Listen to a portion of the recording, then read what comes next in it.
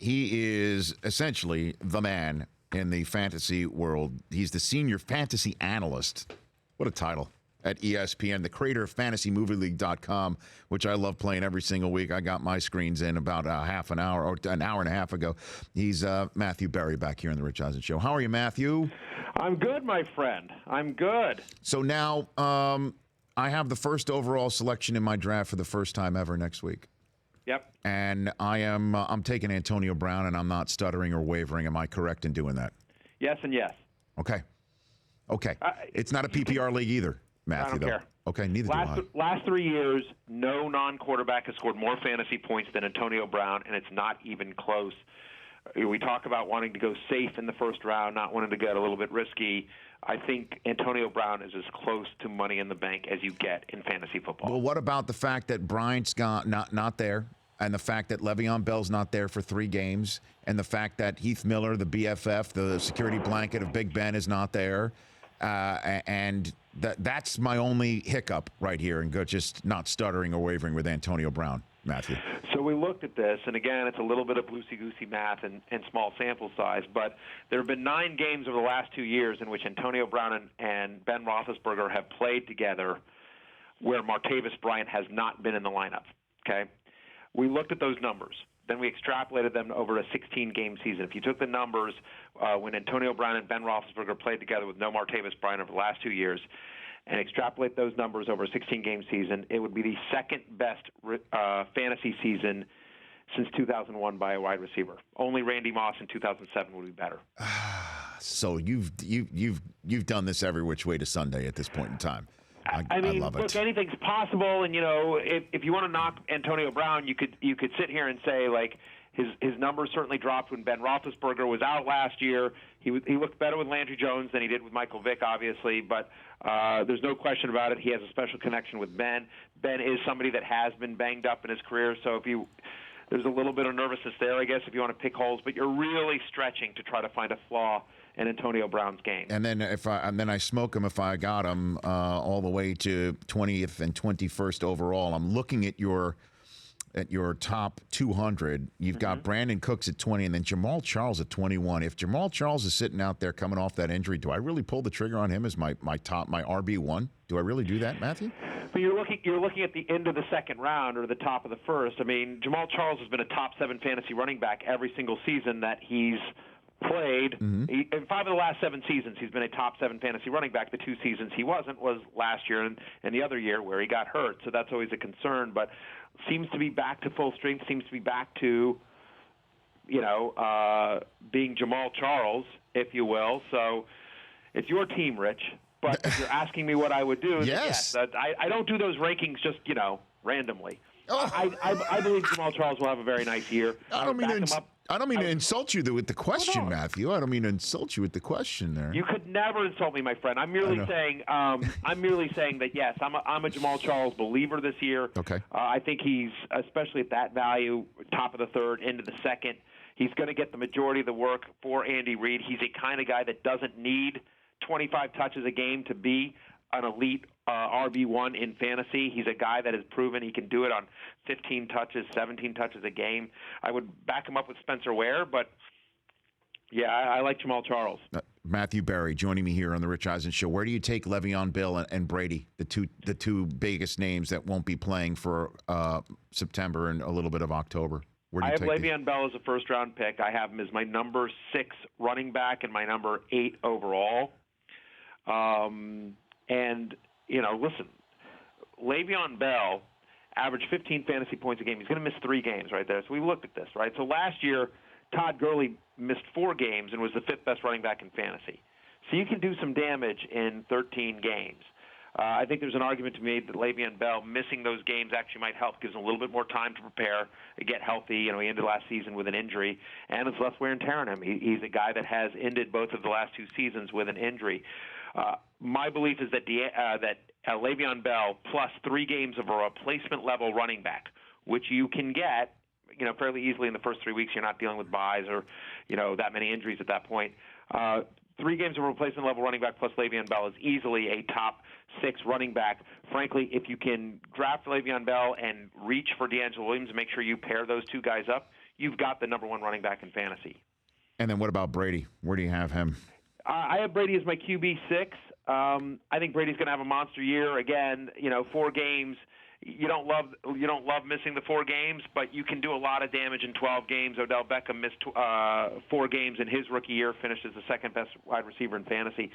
I believe same sort of thing. Replacement level is so deep, especially at the quarterback position, that 4 games of a replacement level quarterback plus Tom Brady is easily a top 5 fantasy quarterback.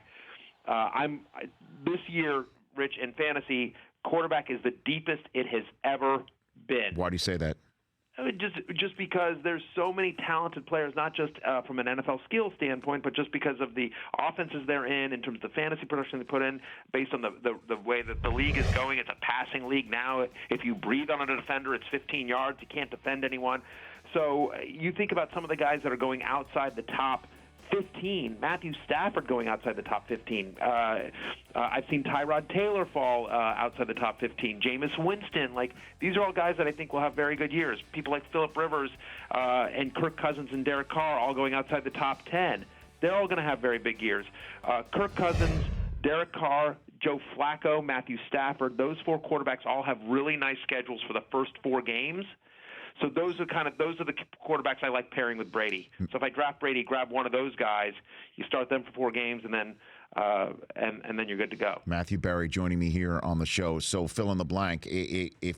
You're foolish if you choose a quarterback before the blank round. Which round? Fifth at the latest, and I go usually much later. But if Cam or Aaron Rodgers are somehow sitting there in the 5th, then okay, pull the trigger. Wow. It's the deep. I'm telling you, it is so hold. You're sort of deep. like Braveheart. You have to scream hold because you're seeing all these quarterbacks still out there. Keep going, running back and wide receiver, or even tight end before you choose your quarterback.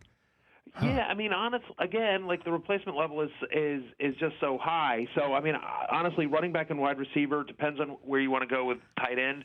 Other than Gronk, the only guy that I would consider at tight end in the first 4 rounds is Jordan Reed. I have Olsen around after him in the 5th, and then after that, you just sort of wait. And there's a lot of guys after those 3 that are all solid.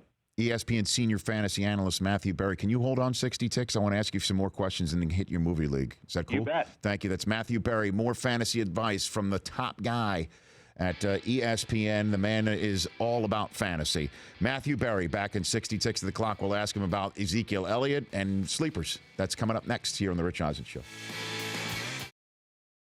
Welcome back to the Rich Eisen Show. Matthew Berry on the phone line from the worldwide leader in sports, fantasymovieleague.com. Go check it out. I play it every single week. The Rich Eisen Show League, Matthew Berry, is currently being led by whoever's leading the entire shooting match. $1 billion Cineplex is leading the whole, every single person who's playing on your awesome app and fantasy site, as well as the Rich Eisen Show right now. It's a lot of fun. It's a lot of fun where you get to choose the movies and create your own 8-screen Cineplex, and you get the dollars that the movies accrue at the gross and box office. It's a bunch of fun, Matthew. Congrats on creating this thing. I appreciate that, and people are having a ton of fun. 100%. Free to play. Our new season starts Monday, August 29th. Okay. We give lots of free prizes as well. There's an app you can download as well. 100% free. We give away movie swag and premiere tickets. We sent somebody to the premiere of Jason Bourne this year. So anyway, check it out, fantasymovieleague.com if you need more fantasy action. And my bosses would kill me if I didn't mention the fact that, you should also download, as long as you're on the App Store, download the new ESPN Fantasy app because it's absolutely terrific. And lots of content and video and all of your fantasy sports just in one app. Attaboy. So, you're a company man, check Matthew. that out. I'm a company man, Rich. A company man. So what's your ranking right now on the Fantasy Movie League? What's your overall rank?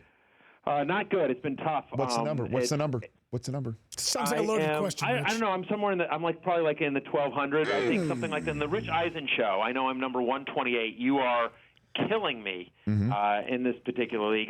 There was one week where Shallows was the play, where the Blake Lively movie just outperformed expectations, and I just didn't have that on enough screens. You've always got to choose Blake Lively whenever you've got an issue, Matthew. Especially in a bathing suit. When in doubt. I'm 42nd overall in the Rich Eisen Show League and 500th overall. That's my ranking, 500 overall. So I am just So am I now Rich Eisen TMR? Am I that? You might. I mean, we have over 80,000 people playing on the site. So the fact that you're in the top 500 is very impressive. Thank you, sir. Thank you, sir. And I didn't have a good week last week. I'm on the phone with Matthew Berry here on the Rich Eisen Show. Zeke Elliott, would you choose him in the first round? A raw rookie. I know he may not be. He didn't look so raw last night, and he didn't. He punked. I mean, is that a tough thing to say? He punked Cam Chancellor, but at least that he lowered his shoulder, and he did something that few running backs do with Cam Chancellor. How high are you on Ezekiel Elliott? Here's the weird part. I'm crazy high on Ezekiel Elliott, and I'm not high enough. So he's my number 6 running back overall. I'm sorry, he's number 5 for me, number 5. Really? And have you ever done that for a rookie? No, I mean, like, Todd, no, actually, because Todd Gurley was hurt coming into last year. No, and we looked at this, by the way, over the last 10 years, there have only been 3, count them, 3 running backs that were drafted in the first round of the NFL draft that ended up returning top 10 fantasy values of running back. Adrian Peterson, Doug Martin, and Todd Gurley last year. So it's only happened 3 times in the last decade. So there's a lot of fantasy running backs out there that just haven't been able to perform in their first season at an elite level to be worth a first-round pick. The weird part is, so like, he's my number 6. He's actually my number 5 running back now. When my rankings update come out later today, my number 5 running back, and yet he's going as the number 3 running back on ESPN.com. Mm-hmm. I have him towards the end of the first round. He's going in the middle of the first round. I think the hype on him and the expectations are so huge because of the talent, because he's a true 3-down back. He's not coming off the field. He's going to pass block as well. You saw it on display last night. The vision, the burst, the toughness.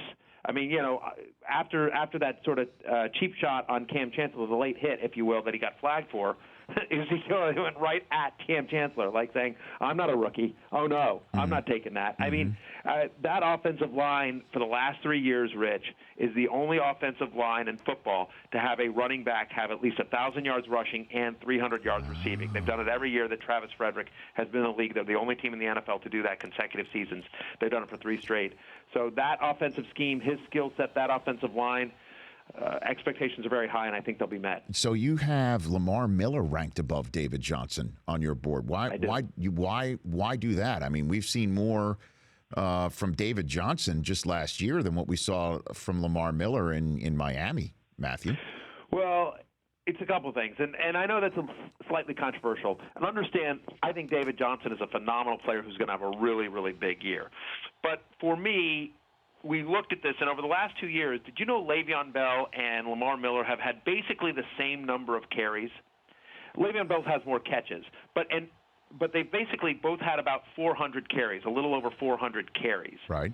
Lamar Miller has more rushing yards, more rushing touchdowns than Le'Veon Bell. He was the 9th best running back in fantasy last year, ESPN standard scoring, and averaged 12 carries a game for Miami. I mean, in the fantasy world, we've been screaming it forever, free Lamar Miller. Now he goes to Bill O'Brien and the Houston Texans. Over the last 2 years, only the Seahawks have run the ball more than the Houston Texans. Arian Foster under Bill O'Brien averaged 23 touches a game. So now you're basically saying that Lamar Miller is going to double his workload? I mean, this is a guy who, when he's gotten the ball, has been unbelievably effective. I believe whatever you think of Brock Osweiler, I believe he is an upgrade over what Houston had last year. DeAndre Hopkins, again, and adding like guys like Will Fuller, Broxton Miller, Jalen Strong's had a strong camp. They're going to be able to stretch the field and open it up for Lamar Miller, who's going to be a workhorse for him. That's one of the reasons he went from Miami to Houston. We actually had Lamar Miller on our podcast. We talked about that, and he just he's like, it wasn't about the money. Like, it was the opportunity. He wants to be a workhorse back. That's how they're going to use him. And so I think the what we've seen out of Houston Texan running backs under Bill O'Brien and the amount of workload they're going to get, plus his talent. David Johnson's only had 4 games where he's had double-digit carries, right? I mean, it's a super small sample size. Again, I think he's super talented. But you think about the playoffs last year, Green Bay shut him down. Into last season, Seattle shut him down. Carolina shut him down. I mean, he did not finish the year strong. He had the huge game against Philadelphia that everyone saw, against a team that had sort of, given up. And again, like, you're making me talk down David Johnson, who's my number 4 running back. No, but I mean, but like at the high level, you have to nitpick, and that's why there's more of a sample size for me on Lamar Miller than there is on David Johnson. They've got Chris Johnson and Andre Ellington there, so there's workload concerns on David Johnson. Again, you're nitpicking at a very high level. Well, but, I mean, when you're taking when you're in the first round, you need to nitpick. And the 2 minutes I have left with you, some quick hitters outside of Ezekiel Elliott, the rookie that you think can contribute fantasy-wise this year, outside of Zeke. Derrick Henry, Sterling Shepard, Corey Coleman, and I like DeAndre Washington in Oakland. Okay. And then sleeper. Give me somebody that outside of a rookie and outside of Torrey Smith. Torrey Smith. The number 1 wide receiver in a Chip Kelly offense every year Chip's been in the NFL has set a career high for that particular player that year. So Deshaun Jackson, Jeremy Maclin, Jordan Matthews has each had, the best year of their career that year under Chip Kelly. If Torrey Smith has the best year of his career, he's a top 15 fantasy wide receiver, and he's going outside the top 40. They have no one else to throw to there. I know Bruce Ellington, he's a trendy sleeper. I get it. Maybe interesting for PPR leagues and Vance McDonald. I hear you. But I'm telling you, I believe Torrey Smith is a guy who can get dirt cheap, who's going to be a borderline top 20 fantasy wide receiver this year. And who do you hear that's rising that you're just not buying, that you're not buying right now? Last one for you. Who to avoid? That's rising that I'm that you're just not buying. Other than David Johnson, obviously. Listen, I'm not avoiding David Johnson. Nice. I think you'll be very happy if you get David Johnson. This is a cop-out answer because I don't know that. Okay. I will say, how about this? The Marvin Jones hype is getting out of control. I think Marvin Jones has a very nice year, but I've seen him going inside the top 20 in some drafts, and that's just insanity, I think, to me. So I think Marvin Jones has a very nice year, and he was a sleeper for a while, but I think the hype on him is getting too high where he's no longer a value. Devontae Parker is also somebody that I'm a little bit concerned about. Talked about him on the podcast this morning. Kenny Stills is coming on. Parker is still going to have a big role, but he's a trendy sleeper for a lot of people, and he's way up there. And I think people need to maybe curb their enthusiasm a little bit on him just because of the emergence of Stills, and obviously Landry is there as well. Matthew, thanks for the time. Be by your phone next Thursday, okay? Right around dinner time, East Coast, please. Done and done, Rich. All right, buddy. Take care of yourself. Thanks, man. You bet. That's at Matthew Berry, TMR on Twitter. The Rich Eisen Show, weekdays at noon Eastern on Audience.